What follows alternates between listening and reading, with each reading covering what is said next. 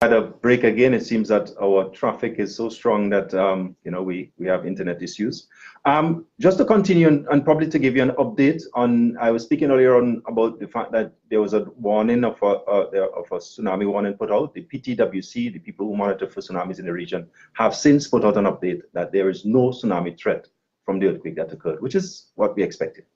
So we know, if you have any questions, you can send by Facebook. We'll try to respond to them. And I'll just turn over to Dr. Latchman to sort of summarize what we've been saying and talk about some of the things that people should be looking towards as we move forward in the next coming days as this event has happened. Okay, so just to remind you, we had this earthquake at 5:32 this evening.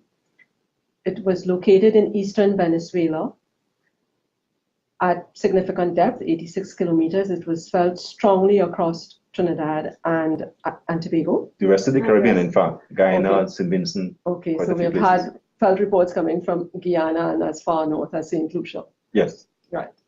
And so for an earthquake of this size and depth, that is to be expected.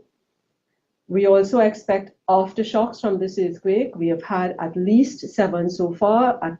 At the point I checked, they were coming 1 every 3 minutes. Most of which people are not feeling, but you could have bigger events that they could feel. Most of which you would not feel, but we can have an earthquake, one that is of this magnitude. The revised magnitude for us is 6.9, and we will expect that we can have an earthquake in the magnitude 5 to 5.9 range, and this can happen within hours. Going by what we have seen in the past, within 3 to 5 hours, we would not be surprised. Also tomorrow, sometime this week. There is no formula for us to tell you when the aftershocks will occur. We were just looking at patterns of the past to guide. As you would have felt, an earthquake of this magnitude, the shaking can last a very long time. And once the shaking gets above 20 to 30 seconds, that is when buildings begin to be damaged. So you need to seek protection for a significant time if it's a big earthquake.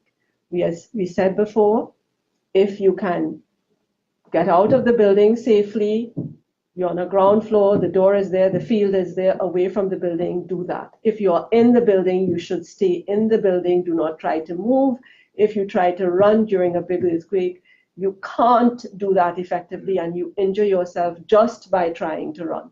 So seek sturdy desk or table, corner, some place to protect yourself, your head, your eyes. From falling objects, yeah. Yes, falling objects. Keep alert, because you may have, depending on how big the earthquake is, you may have to change your initial strategy to accommodate what is happening during the event.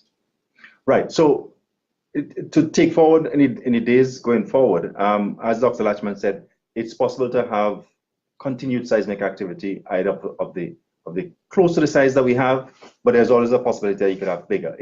One of the things that people should bear in mind, once you've had this event, you should really check your structure, check your building, see if there's any cracks, any problems with it. And if you are not sure about whether or not the structure is safe, you should, at least for the next couple of days, look for some alternative place to rest your head and to stay safe. We have spoken about what you should do during the event, after the event, and about what you should do in the coming months, in the coming weeks.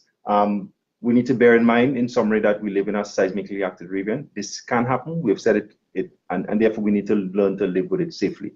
Buildings kill people, not the earthquake itself. So bear in mind that. Make sure your structure is strong. I would just like to make one last point.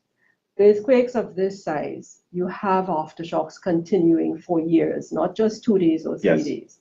So we can have 4s and 5s coming from this earthquake 2, even 3 years down the road. Just to bear that in mind, because we often get people saying, no, this cannot be an aftershock after 2 or 3 years, but it actually can. Which is why you have to make sure check your building, because all of these little shakes could have effect. So thank you very much for joining us. If you have any questions, please send it in to Facebook. We'd like you to send it electronically rather than ring in too much, because we have a limited capacity to respond to calls live.